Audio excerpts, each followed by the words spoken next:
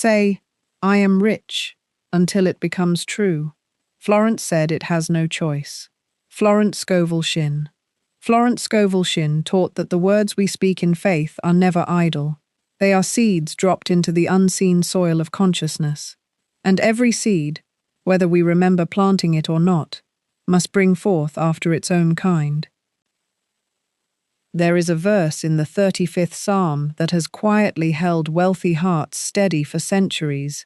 It says, "Let the Lord be magnified, which hath pleasure in the prosperity of his servant."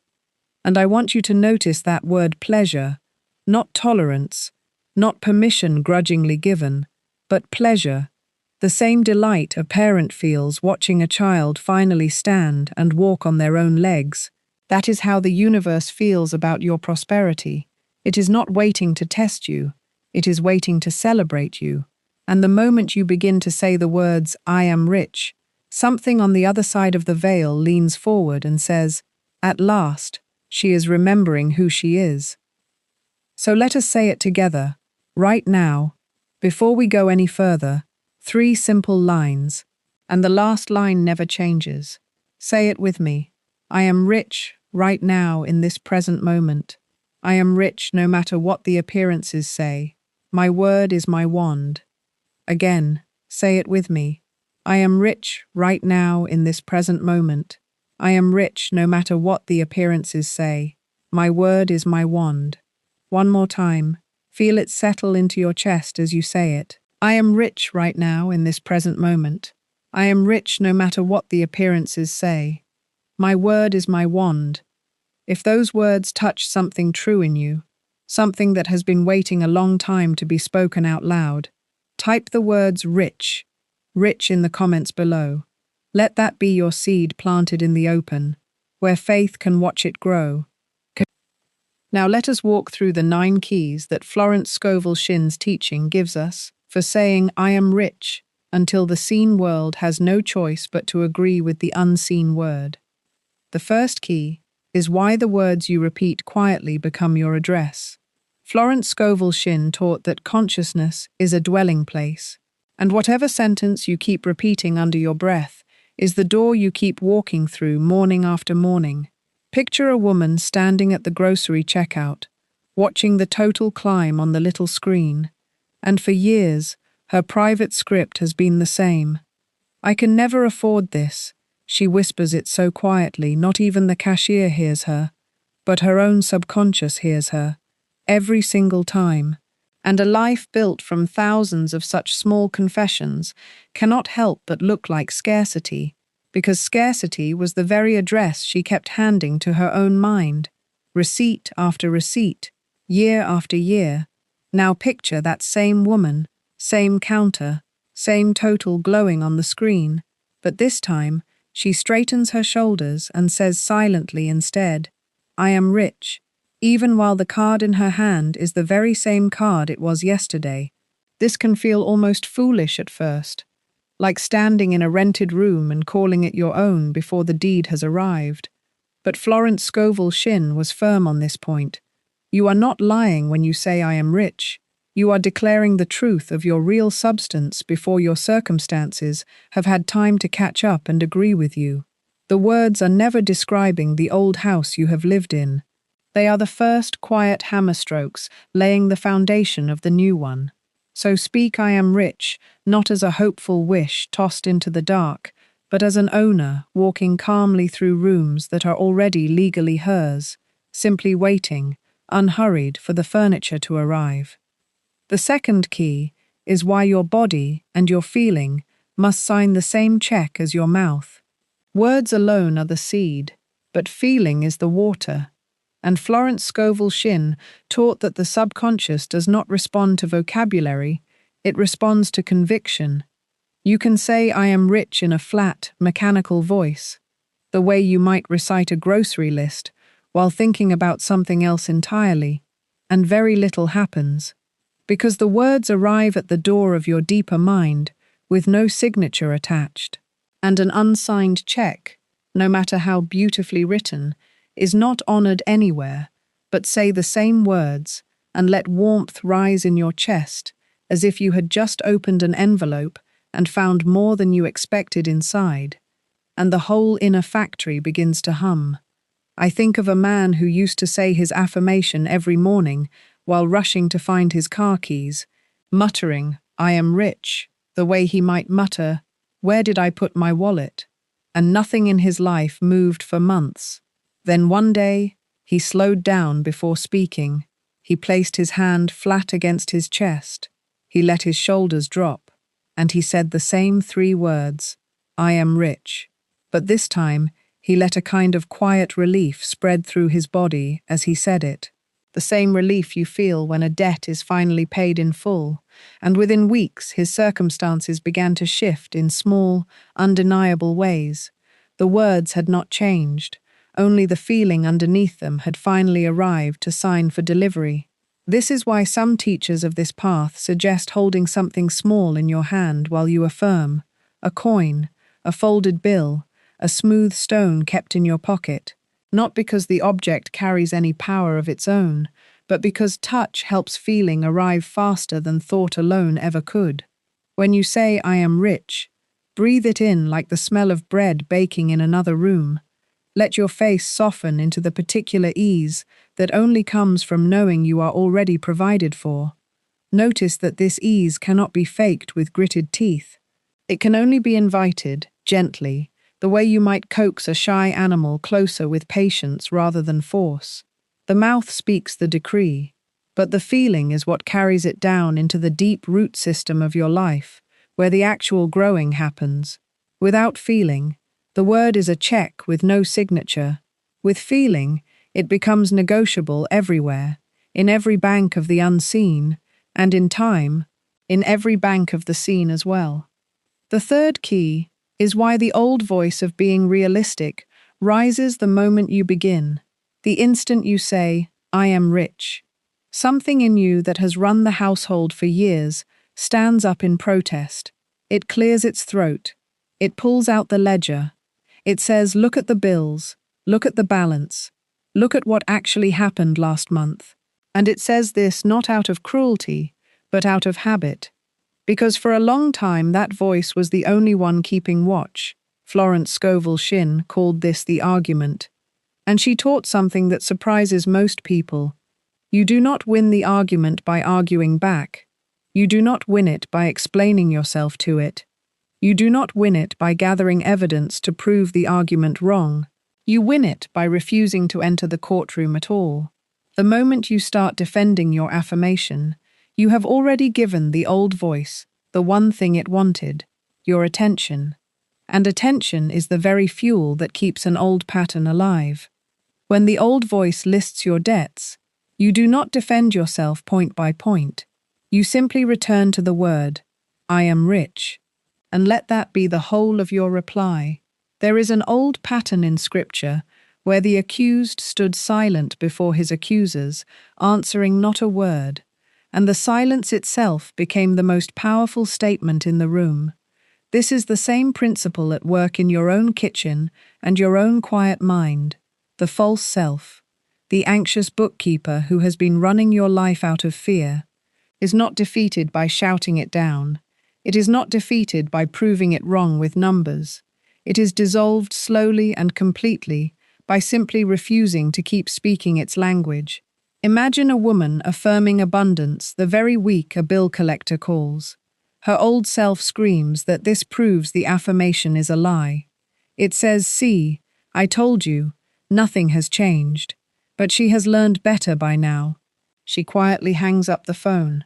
She takes one full breath, and she says again, "I am rich," not to spite the caller, not to pretend the call never happened, but because she knows the caller is only describing an old address she no longer lives at.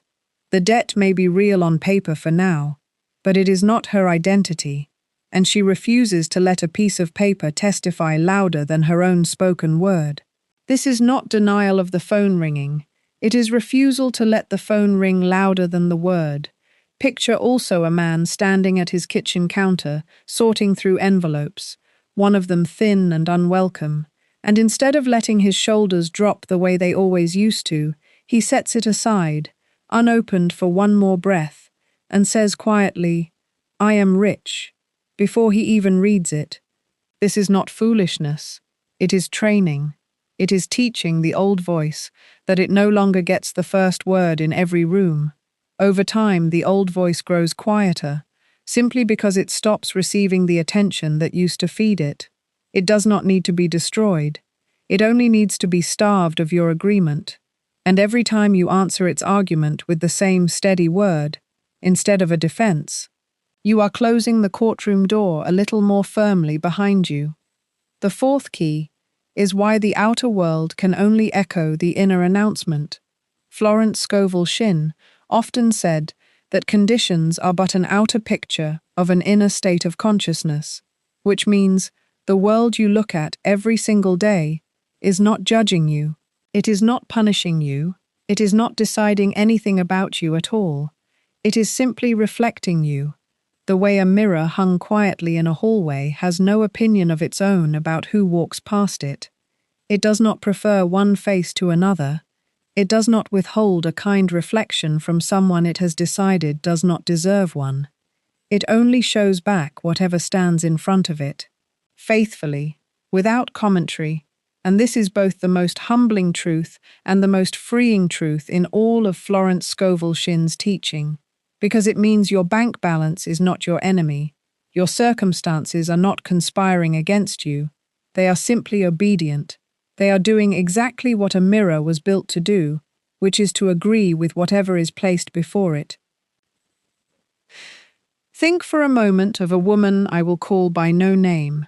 Only because her story belongs to so many, she lived for nearly a decade in a small rented room above a laundromat, and every morning she looked around at the peeling paint and the single window that never quite closed all the way, and she said, almost without noticing she was saying it, "This is all I can afford.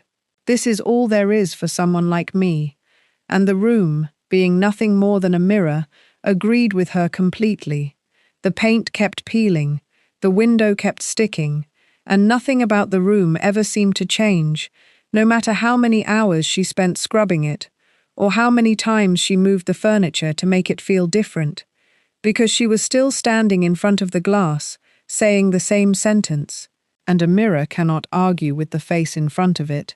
It can only reflect it back more faithfully each time. Then something shifted, not in the room, but in her.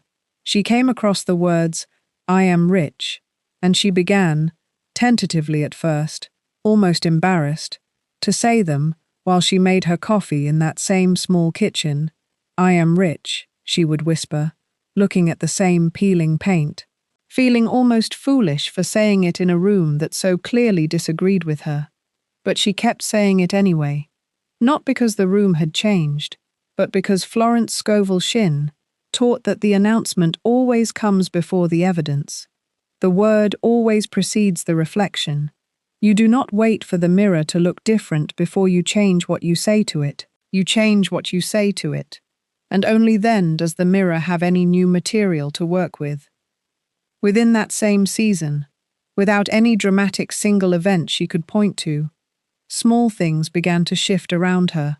A friend mentioned an apartment opening up across town, at a price she would never have imagined she could reach.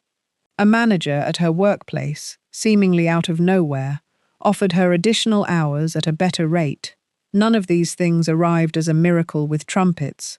They arrived quietly, almost sideways, the way water finds its way through the smallest crack in a wall. And this is exactly how Florence Scovel Shinn described it. The mirror does not become kind out of nowhere. It simply has nothing left to reflect but the new announcement standing in front of it. Once she stopped saying, "This is all there is," the room, the job, the very city she lived in, stopped being able to hand her more of the old sentence, because that sentence was no longer being spoken. The glass had nothing old left to copy. I want you to notice something important here. The mirror never once congratulated her. It never once apologized for the years it had spent reflecting lack back at her. It did not need to, because the mirror was never the problem to begin with. It was only ever doing its job. And this is where so many people quietly go wrong on this path.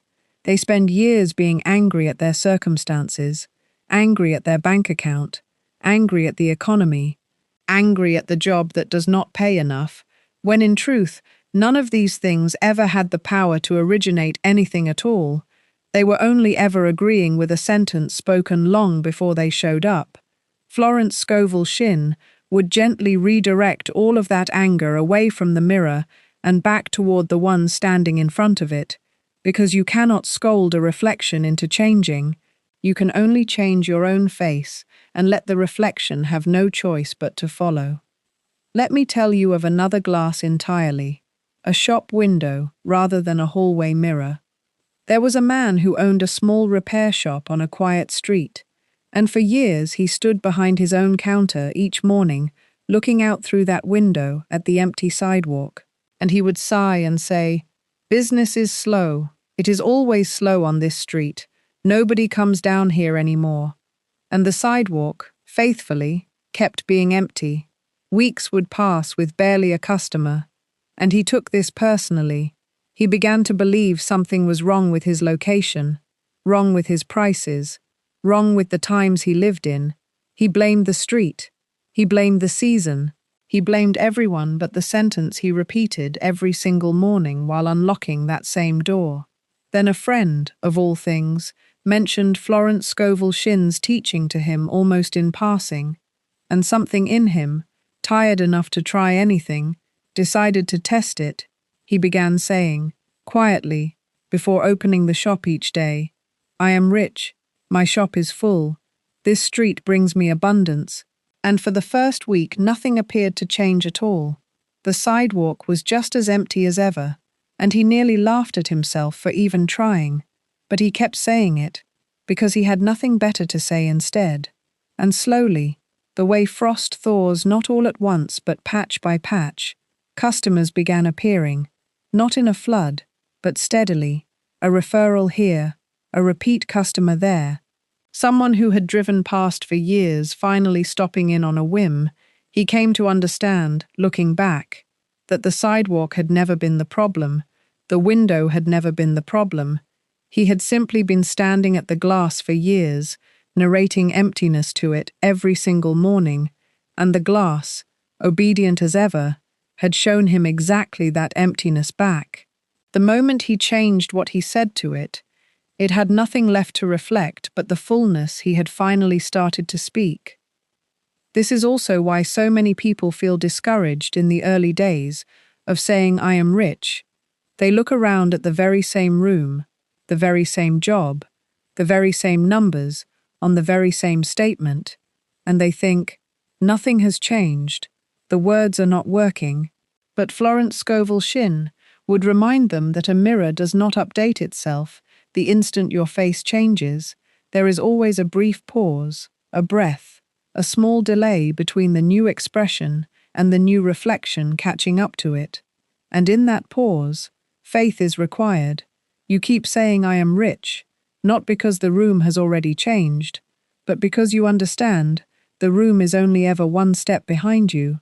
It is always following, never leading, and it cannot help but arrive eventually at whatever you have already decided about yourself. Think of it this way. If you stood in front of an actual mirror and lifted your hand, you would never once doubt whether the reflection would lift its hand too. You would not panic in the half-second before the image caught up. You would simply know, without needing proof, that the reflection has no choice but to obey. This is exactly the confidence Florence Scovel Shinn asked her students to carry into their financial lives.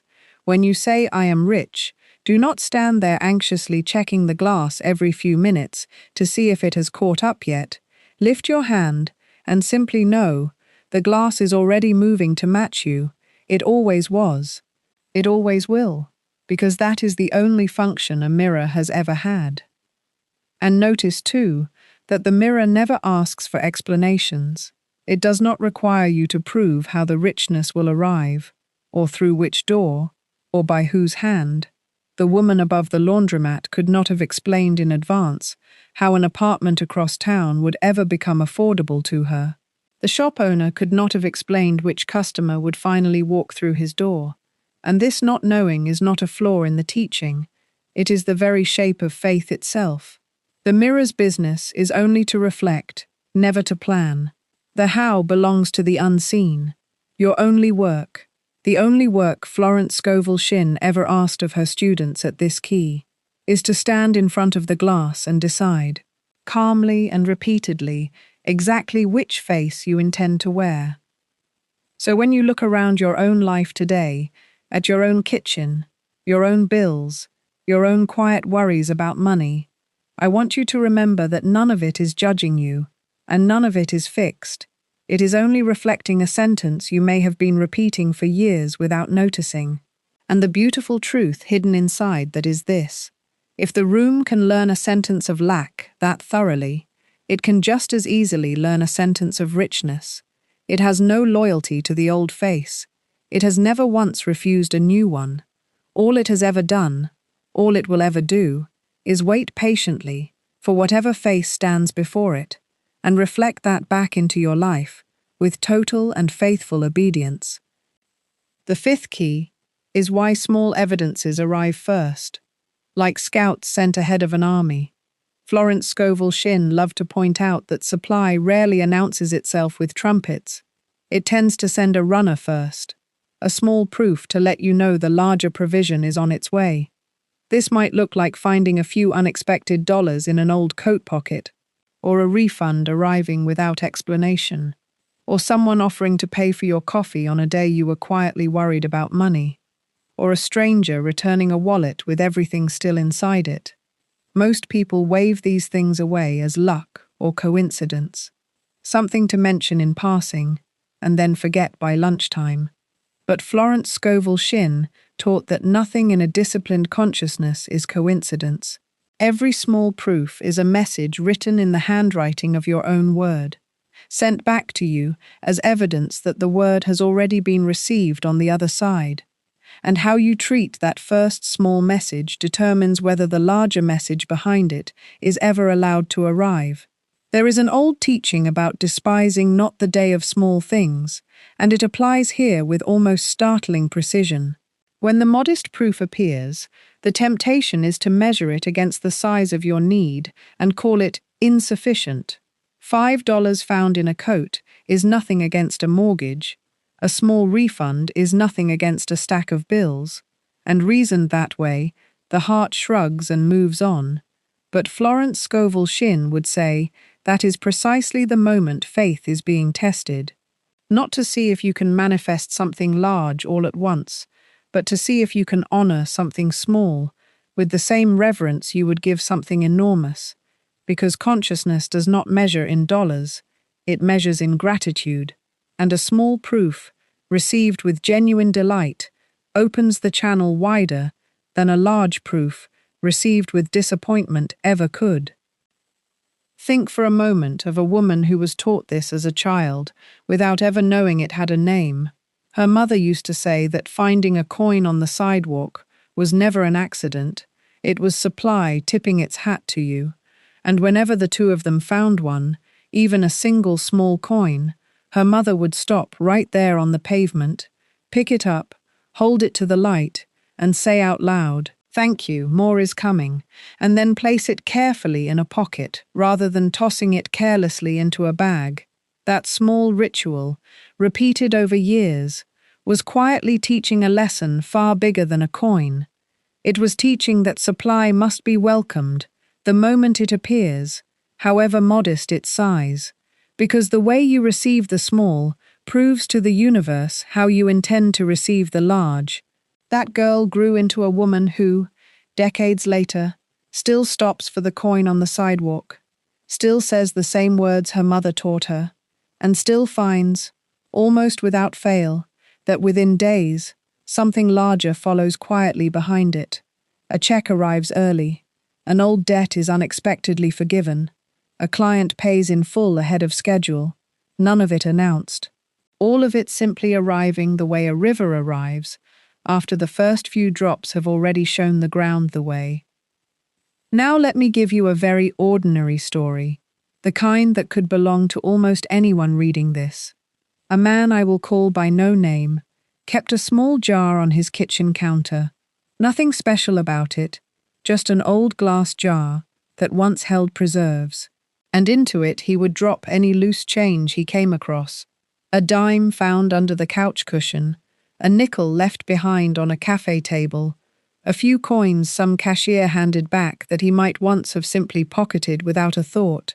For years he did this absent-mindedly, barely noticing the jar at all, until one season he began practicing the words, "I am rich," with real intention. And something in him decided to look at that jar differently. Instead of dropping the coins in without ceremony, he began holding each one for a moment first, feeling its small weight in his palm, and saying quietly, "Thank you. This is proof. More is coming." At first it felt almost silly. Thanking the universe for a nickel felt like thanking the ocean for a single drop. But he kept doing it anyway, because he had learned that faith is proven in the small room before it is ever tested in the large one. Weeks passed, the jar slowly filled, and alongside it, without his forcing anything, small unexpected sums began finding their way to him from other directions entirely. A rebate he had forgotten to expect, a small tax adjustment in his favor, a friend repaying an old loan he had long since stopped counting on, none of it life-changing on its own, but each one arriving with the same quiet handwriting as the coins in the jar. And he began to understand what Florence Scovel Shinn meant when she said, "The visible proof, however small, is the universe's signature, confirming that the invisible word has already been heard." I think also of a woman who had been affirming, "I am rich," for several weeks, with very little outward change to show for it. The appearances around her were, if anything, a little tighter than before, and doubt had begun to whisper that perhaps the words were simply words, and then, on an ordinary Tuesday, with nothing remarkable about it, she discovered an overpayment quietly refunded to her account, a sum she had entirely forgotten she was even owed. It was small, modest enough that a distracted person might not have noticed it at all, but she had learned better by then. She did not treat it as a lucky accident. She treated it as a coronation. She said thank you out loud, standing right there at her kitchen counter. She let her face light up, as though it were $5,000 rather than 50, because in the language of consciousness, it is the very same handwriting, only carrying a smaller signature at that particular moment. And she told the money out loud that more was coming behind it, not as superstition, but as simple continuation of the very faith she had already been practicing. And within 2 months, a far larger opportunity opened, tracing directly back to a connection made that very same week. The scout had indeed come ahead of the army, and because she welcomed the scout properly, the army itself was permitted to follow. This is why Florence Scovel Shinn was so insistent that gratitude is not a polite afterthought tacked onto abundance. It is the very mechanism by which abundance is allowed to increase. A person who receives a small proof with a shrug is, without realizing it, telling their own consciousness that the proof was not enough to matter, and consciousness, being wonderfully obedient, tends to agree and send less next time. But a person who receives that same small proof with delight, who says thank you as though a much larger gift had just arrived, is teaching their own consciousness the opposite lesson, that this kind of thing is welcome here, that this house knows how to receive, and consciousness, again being obedient, tends to send more. This is not magical thinking, it is simply the discipline of practicing gratitude at the size the proof actually arrives in, rather than waiting to feel grateful only once the proof is large enough to impress you. If you wait for the impressive gift before you allow yourself real gratitude, you may find you wait a very long time, because the small proofs are often deliberately small, sent first almost like a question, will you honor this, before the greater provision risks itself on you.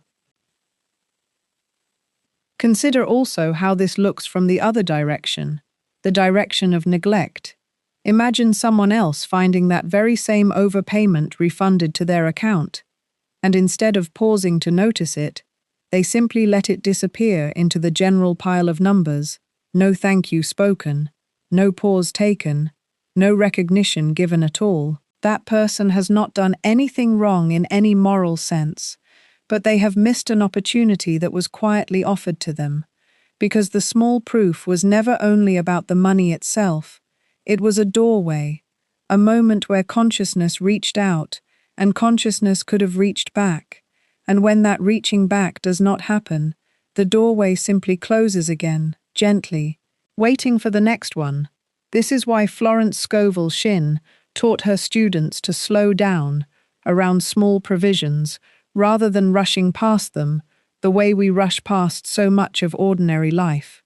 The coin on the sidewalk, the returned overpayment, the extra portion given without charge at the register. Each one is asking so little of you, only a moment of genuine recognition. And yet that moment is precisely the hinge on which so much more swings open. So let the coat pocket dollar be received the way a queen receives a gift. Let the coffee someone else quietly pays for be received with the same warmth you would feel opening an envelope stuffed with bills. Let the small refund, the returned overpayment, the unexpected discount at the register, the extra portion given without charge, all of it be met the same way, with the words thank you, more is coming, spoken out loud if you can, or at least felt fully in the chest if you cannot. This is the discipline hidden inside the fifth key, not chasing after large proofs and dismissing small ones, but training yourself to see every small proof as the scout it actually is. Sent ahead not to satisfy you completely, but to tell you, quietly and faithfully, that the army you have been calling forth with your own word is already on its way, and it is coming exactly the way every army comes. First the runner, then the larger provision marching steadily behind. The sixth key is why the old poverty pattern knocks once more before it finally yields. This is one of the most important things Florence Scovel Shinn taught, and one of the most misunderstood. When you begin declaring I am rich with real conviction, do not be surprised if, almost mockingly, an unexpected expense shows up that very week.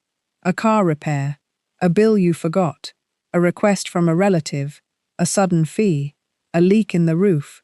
The timing can feel almost cruel, as if the universe heard your affirmation and decided to test you immediately. But this is not punishment. It is the old pattern making its very last stand. Think of it as a tenant who has lived in a house for years being handed an eviction notice. That tenant does not leave quietly the moment the notice arrives.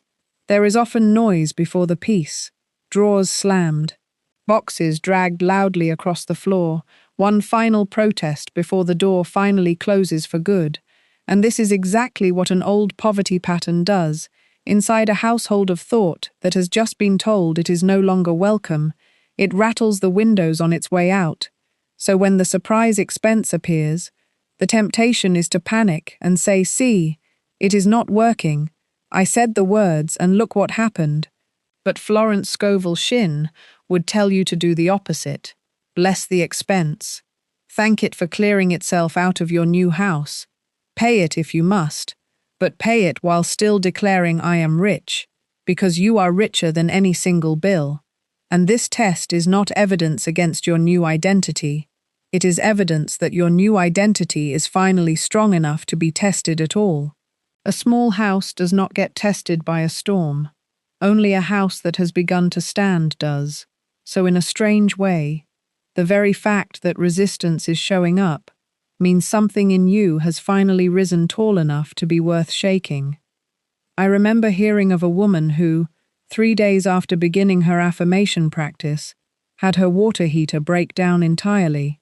She could have taken this as proof that her words were failing. Instead, she stood in her flooding utility closet and said out loud, I am rich. This repair is already paid for by my abundant supply. And within the same week, An unexpected bonus at her job covered the exact cost, almost to the dollar. The knock at the door was not the enemy, it was the old lease finally being torn up. But let us stay with this a little longer, because most people meet this exact moment and quietly give up right there. They say the words for 2 or 3 days, something inconvenient happens, and they decide the whole practice must be foolish. They go back to saying, "I can't afford it," and the old tenant, hearing its name called, happily moves back in and unpacks its boxes all over again. This is the single most common place where people abandon their own good before it has had time to arrive, right at the doorway, right when the old pattern is weakest and loudest at the very same moment, like a candle that flares brightest just before it finally goes out. The flare is not proof the candle is strong, it is proof the wax has nearly run its course. Think of a man who had been affirming, "I am rich," quietly for 2 weeks, feeling steadier every day, and then on a Tuesday morning his landlord raised the rent without warning. His very first instinct was to feel foolish, to think that speaking abundance had somehow attracted an increase instead of a blessing. But he had been taught this key. So instead of collapsing into the old fear, he took a breath and said, "This is not evidence against me. This is the old fear leaving loudly. I am rich, and I will meet this from richness rather than panic." He negotiated calmly, instead of anxiously, something he later admitted he never would have had the nerve to do in his old state of mind. And the landlord, without any pressure at all, agreed to a smaller increase than originally proposed. The outer disturbance had been real, the bill had been real, but it had not been a contradiction of his new word. It had simply been the last argument of an old world trying to keep its lease. Florence Scovel Shinn often said that we must expect appearances to be stubborn for a little while, even as we hold to the truth beneath them. The sea does not become calm the instant the storm decides to end. There is often a stretch of choppy water, even after the wind itself has already died down. This is simply the residue of motion working itself out. So if a bill arrives, or a request comes from someone you did not expect, or some small emergency knocks right after your very first sincere "I am rich," do not read it as the ocean refusing to calm. Read it as the last of the old waves finishing their motion before the surface finally goes still. The same gate that seems shadowed by a passing cloud, for a moment has not actually been shut. The cloud moves on because clouds always do, and the gate stands exactly as open as it was before the shadow ever crossed it. There is also a gentler way to understand why this happens at all, and it has to do with attention. Before you began speaking the word deliberately, your attention drifted lazily along the old grooves of lack without much resistance.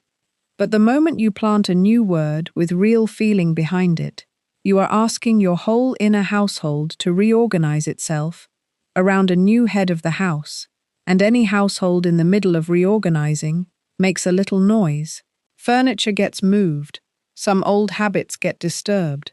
Some fears that had been sleeping quietly in a back room wake up simply because the lights came on. This is not failure, this is renovation. And anyone who has ever renovated a home in the physical world knows that things often look a little worse before they look better. Walls get opened up, dust gets kicked into the air, and for a short while the house looks less finished than it did before you started. But no one walks into a home mid-renovation and declares the whole project a failure. They know the mess is temporary and the plan is sound. This is exactly the spirit in which Florence Scovel Shinn asked us to meet the 6th key. Expect a little dust. Expect one last loud protest from the old tenant. And keep declaring "I am rich" straight through the noise, because the noise is not the new house falling apart. It is the old house finally being cleared away to make room for it. So when the test comes, and it will come, meet it the way that woman met her flooded closet, and the way that man met his raised rent, not by arguing with the bill, not by pretending it does not exist, but by paying it, or facing it, calmly, while never once surrendering the word underneath it. Say it as you write the check. Say it as you make the phone call. Say it as you sign whatever needs signing. I am rich. This expense is passing through a house that is already provided for. It is not proof against me. It is only the sound of an old lease finally, fully, being torn in two. The seventh key is why the tongue must be governed like the door of a treasury. Florence Scovel Shinn taught that every idle word spoken about lack is a small withdrawal from an account you are trying to build. And most people never stop to notice how many withdrawals they make in a single ordinary day, without any ceremony at all. Without even raising their voice, they simply open their mouths and let poverty walk out into the room, dressed as small talk. I'm broke. I can't afford that. Money just slips through my fingers. We are broke this month. It's always something. There's never enough. We say these things so casually that we mistake them for harmless description, the way you might mention the weather. But Florence Scovel Shinn taught that consciousness does not know the difference between a joke and a decree. It only knows the words you keep feeding it, and it obeys the words faithfully, exactly as a bank obeys a signed check, without asking whether you meant it. Think for a moment about a treasury, a real one, with thick walls and a single guarded door. No one is allowed to walk in and out of that door carelessly. Every entry is recorded. Every exit is watched, because what is kept inside is considered precious. Now consider that your own subconscious mind is exactly this kind of treasury, and your mouth is the only door leading in and out of it. Every word you speak either deposits richness into that vault, or quietly carries a portion of it away. And here is the uncomfortable truth Florence Scovel Shinn wanted her students to sit with. Most people leave that door standing wide open all day long. They let anyone and anything wander in and out unguarded. A stranger's complaint at the checkout counter, a headline about the economy, an old joke about being broke that gets repeated at every family dinner. And slowly, without any single dramatic moment of ruin, the treasury is emptied one careless sentence at a time. This key asks you to become a guard, standing quietly at that door. Not a harsh guard, not a fearful one who flinches at every word, but a calm and steady one, the kind who simply knows what is allowed to leave the building and what is not. When you catch yourself mid-sentence saying something like, "I can't afford it," you do not need to shame yourself or spiral into worry that you have ruined everything with one slip. You simply pause, gently, the way you would catch a door before it swung shut on someone's fingers, and you say instead, "I am choosing not to spend on that right now, because I am rich enough to be selective." Notice how different that feels, the moment it leaves your lips. One sentence closes a door in poverty, the other closes the very same door in abundance. The outer decision may look identical. You still do not buy the thing, but the inner architecture is completely different. One statement tells your treasury it is empty, the other tells your treasury it is so full that you get to choose. Let me tell you about an ordinary family, the kind you might recognize from your own life. 3 sisters raised in a house where money was always spoken of as a struggle. Their mother used to say, half laughing, half tired, "We are always broke in this family." And the sisters grew up repeating it themselves, without ever questioning where the sentence came from. At every holiday dinner, someone would say it again, "We are always broke," and everyone would nod and laugh a little, the way you laugh at a joke you have heard 100 times. No one meant any harm by it, but Florence Scovel Shinn would say that sentence, repeated so many times at so many tables, had become a kind of family inheritance, passed down not in a will, but in speech. One of the sisters, years later, began studying these teachings quietly on her own, and she noticed the sentence for the first time, as if hearing it fresh, "We are always broke," and she made a decision, not to argue with her mother, not to correct her sisters at dinner, but simply to stop saying it herself. Whenever the old sentence rose up out of habit in her own throat, she caught it at the door and replaced it, silently if she had to. I am rich, my family is provided for. And over the months that followed, something shifted in her that had nothing to do with lecturing anyone. She began making steadier decisions with the little money she had. She stopped panicking at unexpected bills. She began, in small, unglamorous ways, to prosper, and eventually, one of her sisters pulled her aside and asked, almost embarrassed, "Why do you seem so calm about money lately?" And that question alone was worth more than any argument could have won. She had guarded her own treasury door quietly enough and long enough that someone else began to notice the difference in the room. Florence Scovel Shinn taught that you are not responsible for changing anyone else's speech. That is not the assignment. The assignment is far simpler and far more demanding at the same time. Guard your own door, station yourself there faithfully, and let your consistency become its own kind of teaching. When others around you speak lack at the dinner table, at work, in the family group chat, you do not have to correct them. You do not have to preach. You simply keep your own treasury sealed against that language. Let them speak as they will, and let your own mouth remain a place where only richness is allowed to walk through. This is not superiority. It is simply stewardship. A good treasurer does not scold the visitors who wander through the lobby talking about scarcity. A good treasurer simply keeps the vault itself secure, regardless of what is said outside its walls. There is a practical discipline hidden inside this key, and it is worth naming plainly. For one full day, simply listen to your own speech the way you would listen to a stranger's, without judgment, only awareness.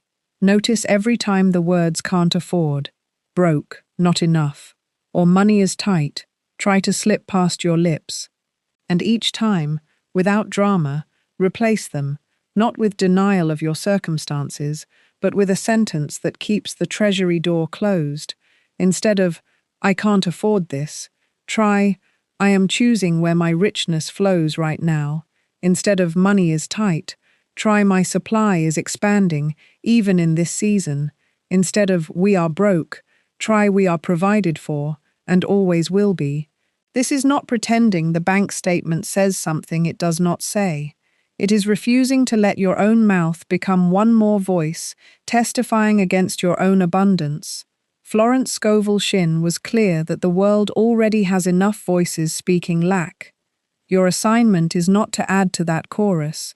Your assignment is to become the one voice in the room that keeps declaring otherwise, quietly, steadily, without needing anyone else to agree with you first. So guard the door, not with fear, but with the calm authority of someone who finally understands what is actually being kept inside. Every idle word about lack is a coin quietly leaving the vault, and every deliberate word of richness is a coin being deposited back in. You are, whether you have realized it before this moment or not, the treasurer of your own consciousness. And the good news Florence Scovel Shinn wanted every student to carry with them is this: the door is still yours to guard, starting with your very next sentence. The eighth key is why steady repetition wears a new groove where the old one used to be. Picture an open field with a single worn path running through it, made not by one dramatic act, but by hundreds of ordinary footsteps taken again and again in the very same direction. That worn path is your habitual thought, and for most of us, the deepest groove in that field has been walked by years of thinking in terms of lack. Florence Scovel Shinn understood that the subconscious mind operates very much like that field. It does not care whether the path is a good one or a limiting one. It simply keeps offering you the path that has been walked most often. This is why saying "I am rich" once, in a moment of enthusiasm, rarely changes very much on its own. The old path is still deeper, still easier to fall into out of habit.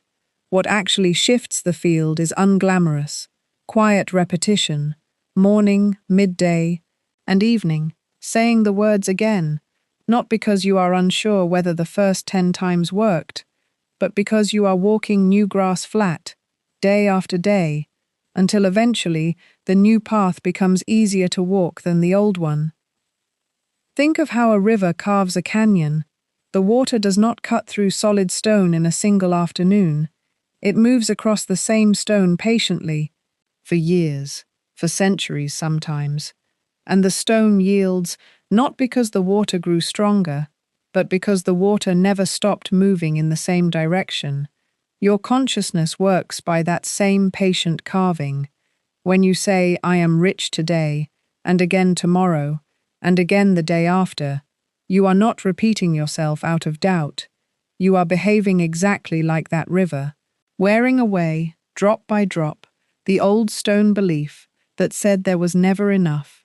Think also of learning a new language. The first time you speak an unfamiliar phrase, it feels clumsy in the mouth, foreign, almost embarrassing. But the 10th time, it feels a little more natural.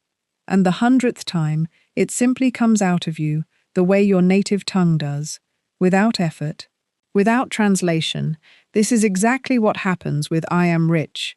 The first few times it may feel like a foreign phrase you are borrowing from someone else's life. But Florence Scovel Shinn taught that repetition is the bridge between borrowed words and your own native truth. Said enough times, in faith, the words stop feeling like a costume and start feeling like your own skin. Consider a woman named Miriam, who for 11 years drove the very same route home from work without ever once thinking about it.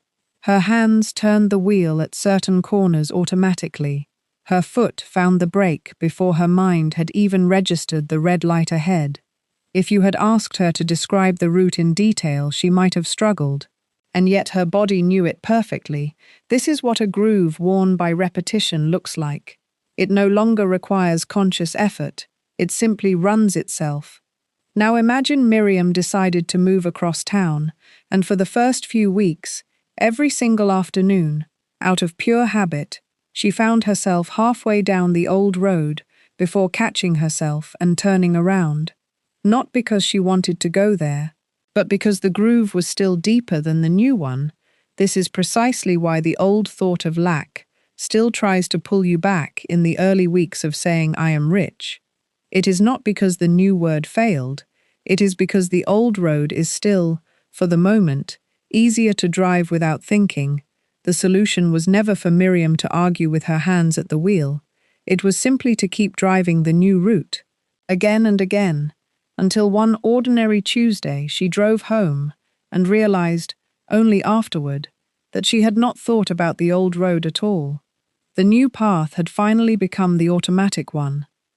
Florence Scovel Shinn often compared this kind of steady inner work to the practice required of any craft.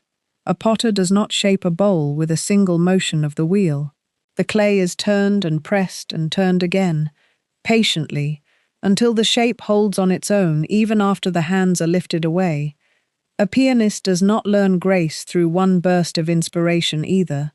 The fingers require the same scale played slowly, and then a little faster, and then faster still, across many quiet sessions, until the movement no longer needs to be thought about at all. In the very same way, "I am rich" must be walked into the field of your mind, played across the keys of your day, turned on the wheel of your attention, morning, midday, and evening, until it becomes the path your thoughts wander down, without even being told to. This is not mystical in the sense of being mysterious. It is closer to being mechanical, in the most reassuring sense of that word. It works the way training a muscle works, the way breaking in a new pair of shoes works, stiff and unfamiliar at first, softened only through wearing them again and again until they finally fit the shape of your own foot. There was a woman who kept a small card by her bathroom mirror with the words "I am rich" written across it in plain ink, and she read it aloud every morning while brushing her hair, unhurried, almost absent-minded at first, and again every night before turning off the lamp beside her bed. For about a month, very little seemed to change on the outside. The bills arrived the same as always, the bank balance told the same old story, and there were mornings she nearly set the card aside, wondering privately if she was only talking to an empty room. But she kept walking the new path anyway. She kept saying the words, not because the evidence had convinced her, but because she had decided the words themselves were the evidence she was choosing to stand on. And somewhere near the 5th week, without any single dramatic event marking the change, she noticed something quieter and more telling than any windfall. She had stopped bracing every time an envelope arrived in the mail. Her shoulders no longer tightened at the sound of the phone ringing near dinner time. The fear reflex itself, the flinch that had lived in her body for years, had begun to fade first, not because her life had already changed on the outside, but because the groove in her mind had quietly changed underneath everything else, and outer life, as it always must, followed the deeper groove home. This is the order Florence Scovel Shinn taught. The inner path is worn first, in the invisible field of thought, and the outer path only ever follows behind it, never the other way around. So if you have said, "I am rich" for a handful of days, and feel discouraged that the outer world has not yet rearranged itself, remember the field, remember the river, remember Miriam's hands finding the old road out of pure habit before she gently turned the car around again. You are not failing when the old thought tries to resurface. You are simply in the season where two paths still exist side by side in the same field, one worn deep by years, one newly forming beneath your patient footsteps. The work is never to panic at the sight of the old path. It is only to keep walking the new one, without apology, without hurry, morning, midday, and evening, until the grass finally grows over the road you no longer need, and the new path, the rich path, becomes the one your whole being walks, without even being asked. The 9th key is why the word spoken in faith cannot return to you void. There is a verse that says, "My word shall not return unto me void, but it shall accomplish that which I please." And Florence Scovel Shinn taught that this is not only a promise about ancient prophecy, it is a description of how consciousness itself works even now. In your ordinary life, when you speak, "I am rich in faith," that word does not evaporate into the air and disappear. It becomes a spiritual force set into motion, moving through channels you cannot see and cannot trace, arranging meetings you did not schedule, softening a decision someone else was making about you before you ever met them, opening a door from the other side while you were still standing on your side wondering if the door was locked. This is why patience is required, not because the word is weak, but because the word is working in realms that operate on a different clock than your impatient watching. A seed planted in soil does not argue with the farmer about how long it is taking. It simply does the quiet underground work that must be done before anything is allowed to break the surface. Your word, "I am rich," is doing exactly that kind of underground work the moment you speak it in true faith. So let it go, the way a farmer lets go of a planted seed. Do not dig it up daily to check its progress. Do not treat every quiet season as proof that nothing is happening. Trust that the same law that could not let its word return void thousands of years ago is not suddenly weaker now, in your kitchen, in your car, in the quiet moment before sleep when you whisper, "I am rich," one more time before closing your eyes. That word is still moving, still working, still finding its way toward the surface, and it has absolutely no choice but to accomplish that which it was sent to do. Think for a moment of a letter dropped into a mailbox. The moment it leaves your hand, you do not see it again until it arrives somewhere far away. But you do not assume, because you cannot see it, that it has ceased to exist. You know it is on a truck, then in a sorting facility, then on a plane, then in the hands of a carrier walking up someone else's driveway. The letter is real and moving the entire time it is invisible to you. This is precisely how Florence Scovel Shinn described the spoken word of faith. The moment "I am rich" leaves your lips, it is already in transit, already being sorted and carried through channels of mind and circumstance that you were never meant to supervise. Your only work was to write the letter clearly and drop it in the box. The delivering is not your department. And yet so many people, after speaking the word once, stand at the end of the driveway all day long, checking and checking, as if standing there could make the truck arrive faster. The standing and checking does not speed the letter. It only exhausts the one who is waiting. Faith is the woman who mails the letter and goes back to living her life, trusting the postal system of the universe to do what it was built to do.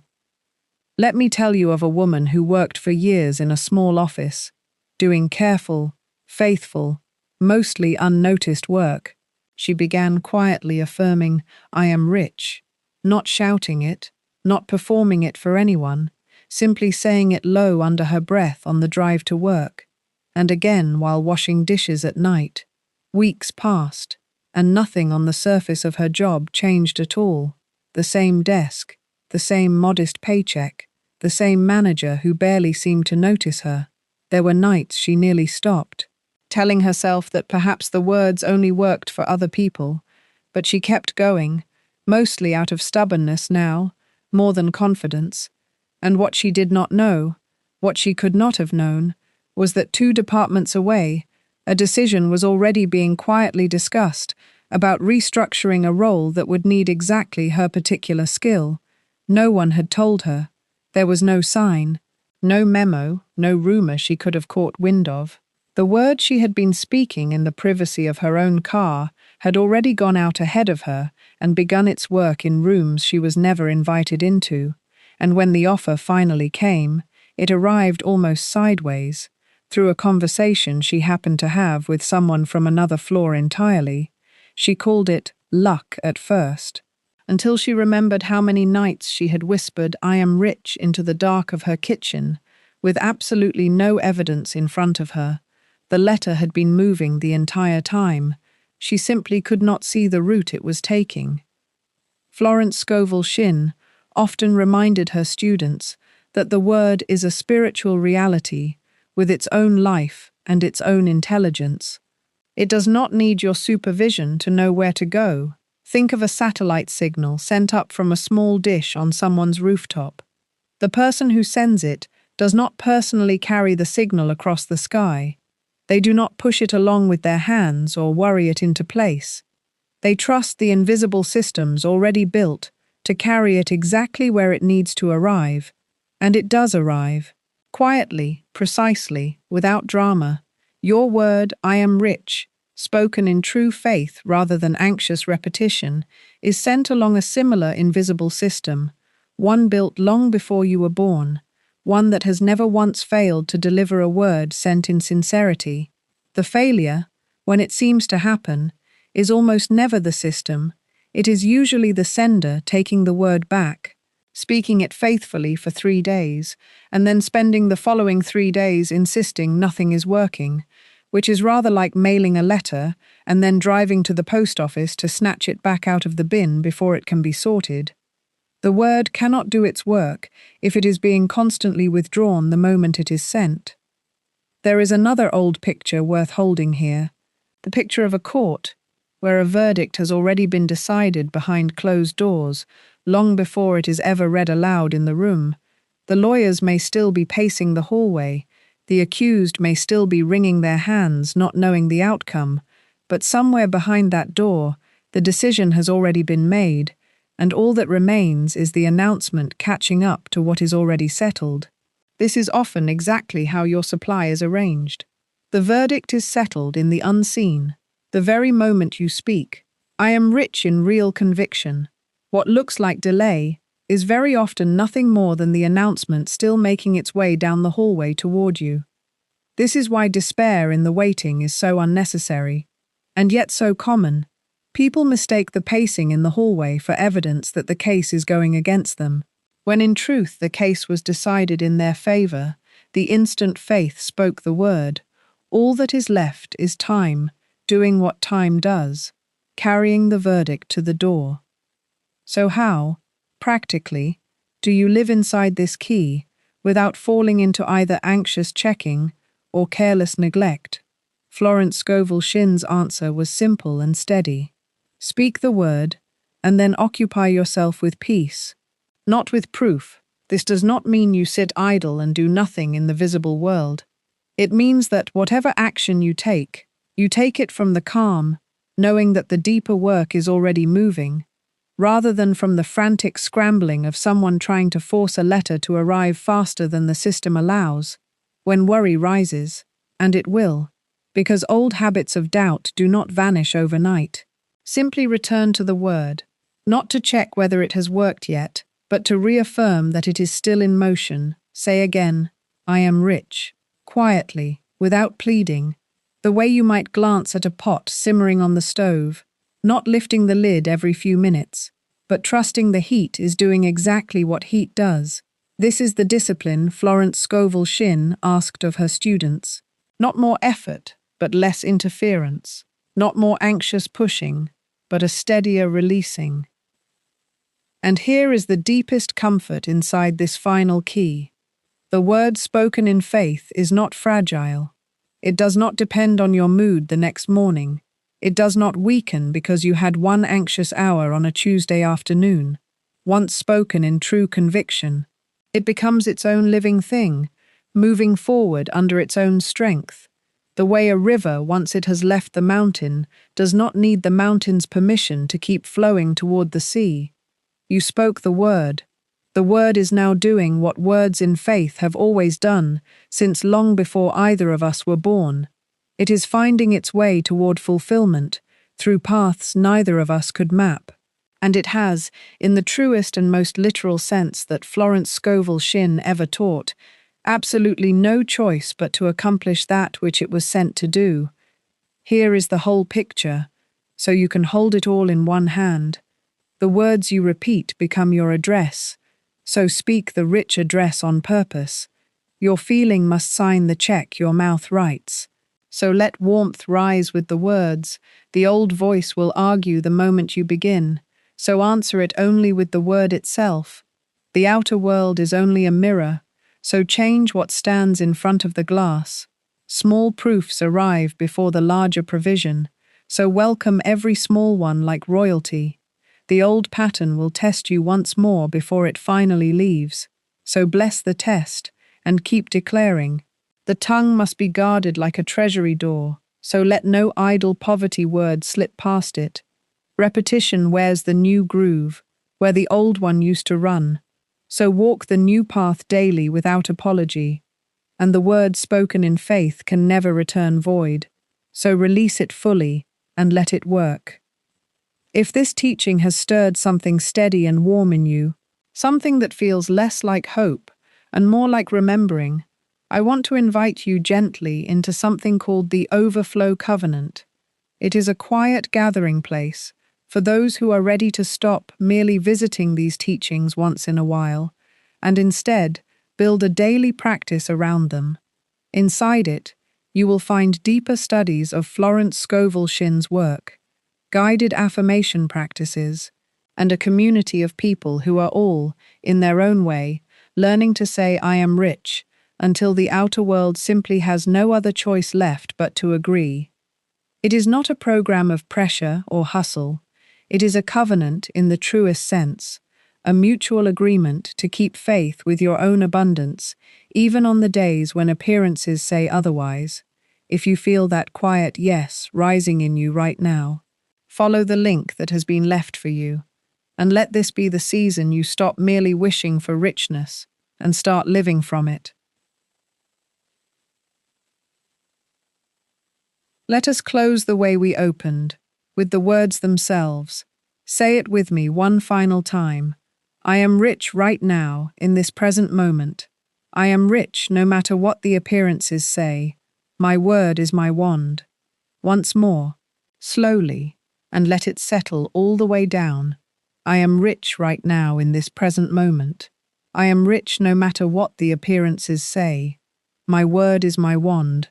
Say I am rich until it becomes true. Florence Scovel Shinn always taught that the word faithfully spoken has no choice in the matter at all. It must, in its own perfect time, come to pass.